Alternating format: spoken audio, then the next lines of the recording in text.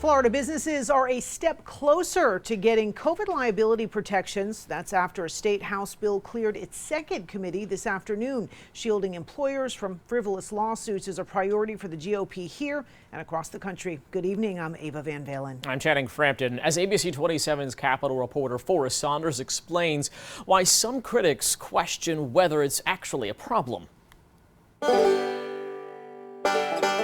In the Sunshine State, ag is the second strongest industry, but COVID protections are weak, according to those doing the work.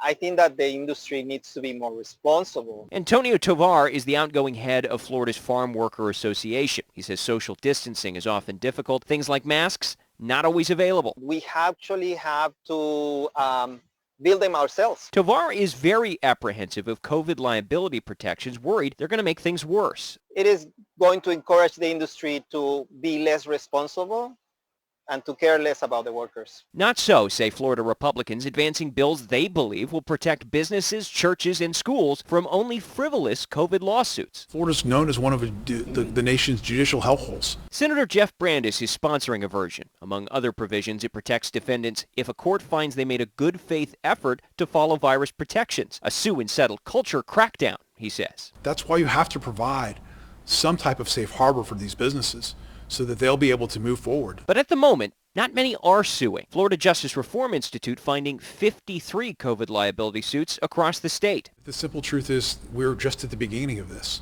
Without this legislation, individuals would have 4 years in order to file this, as the statute, to file these types of cases. We limit it to 1 year. Democrats, however, see the bill as a solution in search of a problem. Senator Perry Thurston. What you're talking about is denying citizens access to court, and that's the problem. The argument is now happening in legislatures across the nation. Senators will vote this week.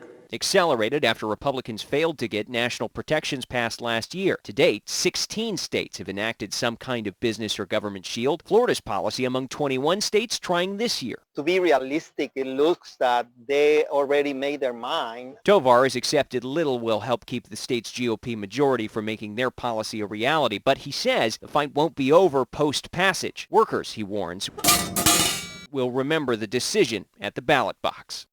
At the Capitol, Forrest Saunders, ABC 27. Florida lawmakers have also filed what's essentially a companion to the business shield. The new bill would protect health care providers from civil action.